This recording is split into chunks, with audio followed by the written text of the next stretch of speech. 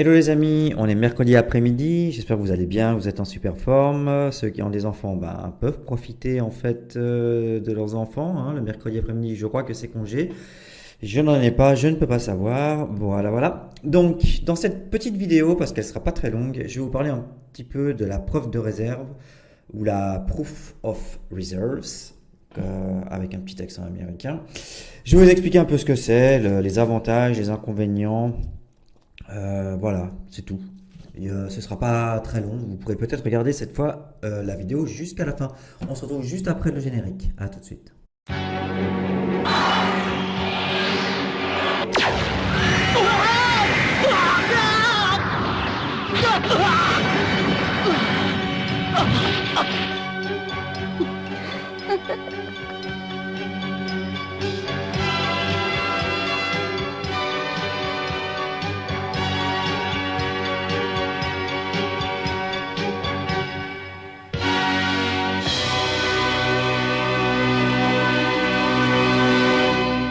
Alors, je pense que la plupart d'entre vous, en fait, ne sait pas tout simplement ce que c'est la preuve de réserve. Et je pense que la plupart l'ont, en fait, découvert avec un tweet de CZ. Je l'ai mis à l'écran là, tout en haut, vous pouvez regarder. Donc, il dit que toutes les bourses crypto, en fait, devraient avoir le proof of reserve. Voilà, jusqu'à maintenant, toutes les bourses crypto ne l'avaient pas. Et voilà, avec ce tweet, les gens ont commencé à voir ce mot, voilà, preuve de réserve. Alors du coup, je vais vous expliquer ce que c'est. C'est bien de le savoir une fois pour toutes parce que tout ça, c'est pour votre sécurité. Donc, si on n'avait pas eu le problème de FTX, je pense que vous aurez dû attendre encore des mois avant de savoir ce que c'est, ou même de voir le terme. Dans un monde en fait traditionnel où les banques sont réglementées et elles sont obligées en fait par les autorités gouvernementales de déclarer le montant des actifs qu'elles possèdent dans leur rapport annuel, en fait c'est une obligation pour voir si les fonds des clients ne sont pas mis en danger. Mais le problème pour les bourses de crypto-monnaies et les dépositaires crypto, qui eux, comme vous le savez, ils ne sont pas réglementés, du moins pas encore, hein, par les gouvernements, hein. Alors qui peut fournir une telle assurance de savoir si justement les actifs sont bien gérés?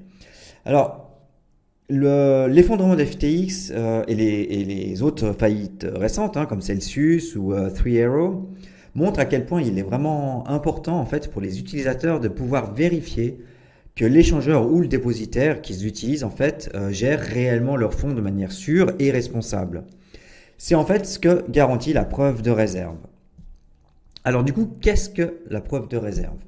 Alors en fait, c'est un audit indépendant hein, qui est réalisé par un tiers pour s'assurer qu'un dépositaire possède effectivement les actifs qu'il déclare détenir. Donc actuellement, la plupart des bourses centralisées conservent leurs données, les données de ces actifs dans leur base de données, donc qui sont privées et propriétaires de l'établissement. Donc en tant que tels, ils peuvent évidemment prétendre que les fonds de leurs utilisateurs sont en sécurité, mais ces informations, en fait, elles sont évidemment difficiles à vérifier. Alors, avec une preuve de réserve, les clients, ils ont une assurance indiscutable de cette affirmation. Et la preuve des réserves est donc une méthode qui répond aux problèmes de transparence des actifs détenus sur les bourses. Il s'agit en fait d'une technique de vérification très demandée pour s'assurer que les crypto-monnaies sont soutenues par des actifs réels. Pourquoi en fait vous voudriez que la bourse crypto où vous avez vos fonds devrait avoir la preuve de réserve? C'est tout simplement pour vous protéger. La preuve de réserve, elle garantit en fait que les dépositaires ou les échanges et les prêteurs de crypto-monnaies ne s'engagent pas dans des transactions financières secrètes comme l'a fait FTX et qui mettraient en fait les fonds de leurs clients en danger. Donc, elle garantit aussi qu'un prêteur de crypto-monnaie ne prête pas plus d'argent qu'il en détient, en fait, afin que ces prêteurs puissent être indemnisés intégralement en cas de problème. La preuve de réserve, en fait, elle permet de s'assurer qu'un dépositaire de jetons WRAP, donc comme le WRAP Bitcoin, alors je ne sais pas si vous savez ce que c'est, mais je ferai sûrement une vidéo, mais je ne peux pas tout raconter maintenant. Mais en gros, c'est en fait, vous avez par exemple de l'Ether sur la blockchain Ether, et vous voulez dans un protocole de DeFi, par exemple comme dans Lido, Et en fait, vous mettez vos Ethers chez Lido et vous obtenez en fait des SETH. De mémoire, c'est le SETH. Voilà, c'est comme si vous prêtez en fait d'une chaîne à l'autre. Voilà. Mais le véritable jeton reste sur Ether, mais il est utilisé par le protocole de la DeFi. Voilà. Donc, ça, la preuve de réserve, en fait, elle va prouver que par exemple sur Lido, les SETH, eh ben, ils ont bien en réserve dans leur trésorerie un ETH pour un SETH. Voilà. Alors, où j'en étais? Ah oui, donc elle permet aussi que les émetteurs de stablecoin, comme Circle qui en fait s'occupe de l'USDC, il garantit aussi les USDC qu'ils émettent. Donc vous savez que normalement dans un stablecoin ça doit marcher comme ça. Ça veut dire qu'un stablecoin, par exemple un USDC, doit être backé par $1 dans un compte bancaire. Voilà, c'est comme ça qu'on appelle ça le win or peg. C'est comme ça en fait qu'on peut garantir que l'USDC en fait vaut quelque chose. Voilà, il a en fait dans un compte courant physique d'une banque, il a il a $1 pour un USDC. Alors la preuve de réserve garantit en fait, pour résumer, qu'un échange de crypto-monnaie n'est pas secrètement insolvable, qu'elle ne parquera pas secrètement vos cryptos dans un tiers qui pourrait être insolvable, comme a fait FTX avec Alameda tout simplement. Et en fait, elle va aussi prouver que vous êtes réellement propriétaire de fonds ou les actifs de négociation que vous pouvez les retirer en fait quand vous le souhaitez et ne pas avoir en fait ne pas être stoppé dans les retraits quand la bourse, quand c'est trop tard et qu'elle doit partir en faillite et qu'elle doit arrêter les retraits. On va voir maintenant en fait comment fonctionne la preuve de réserve et l'arbre de Merkle. Alors, ce qui fait fonctionner la preuve de réserve, c'est en fait quelque chose qu'on appelle l'arbre de Merkle ou l'arbre de hachage. Donc en fait, un arbre de Merkle fournit une méthode cryptographique sécurisée et inviolable de vérification des actifs en réserve. Donc en tant que structure de données basée sur le hachage, en fait, il est hypersensible aux moindres changements. Et cette méthode peut donc être utilisée pour empêcher la fraude et les manipulations des données. Je vous donne un exemple très simple.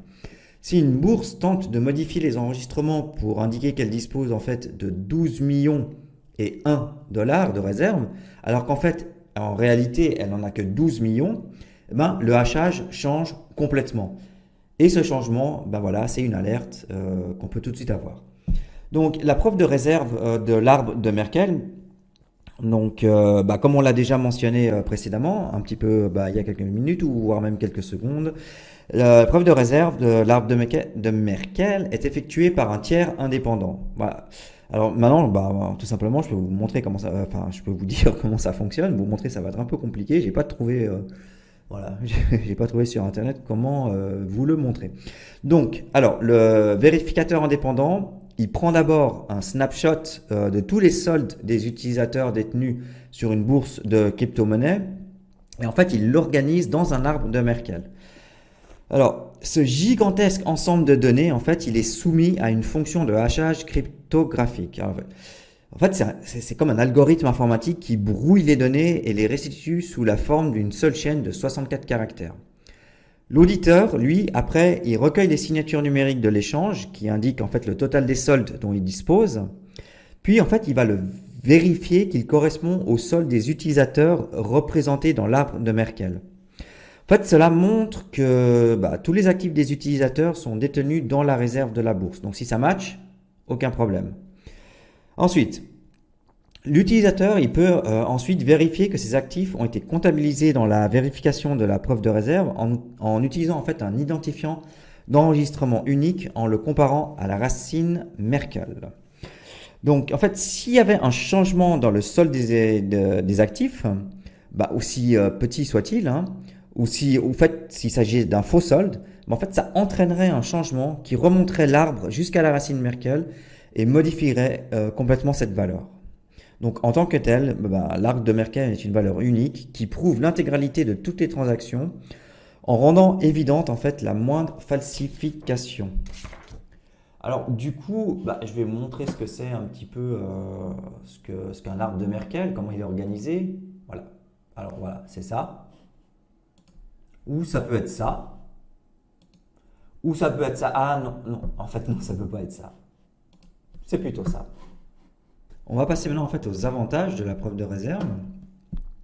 Donc en fait, dans un espace décentralisé comme tout le système de crypto-monnaie, où les systèmes en fait sont de préférence conçus pour ne pas avoir un seul point de défaillance, il est impératif d'avoir des contrôles et des équilibres en place. Donc il y a eu des cas de faillite évidemment d'institutions financières traditionnelles, Lehman Brothers, tout ça, enfin il y en a eu des centaines, hein. Mais en fait dans la plupart des cas, ces institutions ont été renflouées par les gouvernements. Il y a aussi eu en 2008 le cas de l'UBS, hein, qui a eu des petits problèmes avec le- l'IRS américain et qui a failli partir en faillite, et le gouvernement suisse a tout simplement amené les fonds pour le sauver, et voilà, pour pas qu'elle parte en faillite, parce que ça aurait pu avoir un impact sur la vie réelle en Suisse très dommageable. Ensuite, oui, alors je disais donc dans les institutions crypto, elles n'ont pas l'avantage de pouvoir compter sur les institutions gouvernementales pour les renflouer en cas de faillite. Elles avaient peut-être FTX il y a quelques mois, mais bon, vu ce qui s'est passé, c'est plus ça. Peut-être que Binance va reprendre le flambeau, hein, parce que j'ai vu qu'ils avaient ouvert un fonds pour justement aider toutes les sociétés avec un projet intéressant qui ont eu les fonds bloqués sur FTX. À suivre, voilà, à voir. Donc, étant donné en fait que les attestations ponctuelles peuvent être facilement manipulées et que la simple analyse des flux de trésorerie ne parvient pas à tout couvrir, la preuve de réserve devient d'autant plus essentielle pour fournir une image précise des soldes qui sont détenus, et en fait ça aide les échanges crypto à gagner la confiance de leurs utilisateurs. La preuve des réserves, en fait, elle contribue non seulement à améliorer la qualité et la transparence, mais en fait, elle constitue également une protection essentielle contre les différents risques de sécurité en fait qui sont couramment rencontrés dans le secteur des crypto-monnaies, et Dieu sait qu'il y en a. Des hacks, il y en a tous les 2 jours. Donc les audits en fait de la preuve de réserve, ils profitent donc aussi bien aux utilisateurs, hein, qu'aux dépositaires. Donc les consommateurs, eux, ils disposent d'un outil puissant pour vérifier les réserves d'actifs numériques, donc et pouvoir en fait que leurs propres fonds ne sont pas en danger. Et puis en fait les dépositaires ou les bourses crypto gagnent la confiance de leurs utilisateurs, et ça contribue à les fidéliser. Un autre avantage qui mérite aussi d'être mentionné en fait, vu que la preuve de réserve est faite par une personne tierce, donc en l'espèce c'est pas encore un protocole, hein, ça peut être une société d'audit. Il faut aussi voir que si cette personne en fait a bien fait son travail, si elle a été honnête. Je pense que des scandales en audit, il y en a aussi eu, et des beaux. Au niveau des défauts de la preuve de réserve, en fait, elle est incapable de prouver la possession de la clé privée. Donc ça, c'est un problème, hein. Parce qu'en fait, elle nécessite en fait de prouver le contrôle des fonds on-chain à un moment donné de l'audit. Mais ceci est pertinent car les attaquants en fait ils peuvent avoir dupliqué la clé. Voilà. La preuve de réserve, en fait, elle est également incapable de prouver que les fonds en question, donc audités, ont été empruntés pour passer l'audit, hein. Peut-être qu'ils ont dit à quelqu'un, vas-y, transfère-moi 100 millions, je fais l'audit, je te les renvoie après. Donc il est tout aussi possible que les clés aient été perdues ou que les fonds aient été volés après le dernier audit. Donc donc l'audit est fait à un moment T. Et tout ce qui se passe après, théoriquement, il faudrait faire des audits super régulièrement pour voilà. Alors dans les banques traditionnelles, ils font ça, je pense tous les trimestres. Bourse crypto, alors j'ai lu sur Twitter que je sais plus quelle bourse, mais elle va en fait, au lieu justement de faire un audit trimestriel, parce qu'il peut se passer beaucoup de choses, et vous savez que la crypto, il se passe des choses et très très rapidement, elle va faire en fait un audit mensuel. Voilà, donc je pense que dans l'esprit de rassurer les clients, c'est vraiment ce qu'il faut faire. Voilà, donc quelle bourse utilise le PER pour l'instant? Alors celles qui l'ont installé il y a un petit moment déjà, il y a Kraken, CoinFloor, Gate.io, BitMEX, HBTC aussi. Alors les autres commencent en fait à se mettre en place, donc Binance Alors, je sais plus, non, je l'avais mis. Ah, j'avais un tweet, je l'ai perdu. Ouais, je l'ai perdu. Dans un tweet, bah, justement, bah, Binance ont annoncé qu'ils allaient mettre en place leur propre preuve de réserve. Voilà. Alors en conclusion, qu'est-ce qu'on peut dire? Eh ben, l'arbre de Merkel et la preuve de réserve, ça fournit en fait une assurance qui permet une vérification rapide et facile d'un très grand volume de données dans un but de transparence et d'assurance pour les clients que leurs fonds sont c'est fou. À mesure que les banques traditionnelles et les gestionnaires d'actifs étendent leurs services aux actifs numériques, eh ben, la preuve de réserve sera de plus en plus présente pour afficher de la crédibilité et de la confiance, surtout vraiment dans le monde des crypto-monnaies, voilà, où il n'y a pas de régulation. Donc si effectivement on le met déjà dans la finance traditionnelle, il faut que ça vienne tout de suite maintenant dans les bourses crypto. Il n'y a que comme ça en fait que les utilisateurs pourront continuer à trader en toute confiance. Voilà, c'est tout ce que je voulais vous dire sur la preuve de réserve. Et on se retrouve pour une autre vidéo. Et je vous dis bonne soirée, à demain, à après-demain ou à la semaine prochaine, j'en sais rien. On ne sait pas ce qui peut arriver. Mais en tout cas, j'espère vous revoir. Ciao, ciao!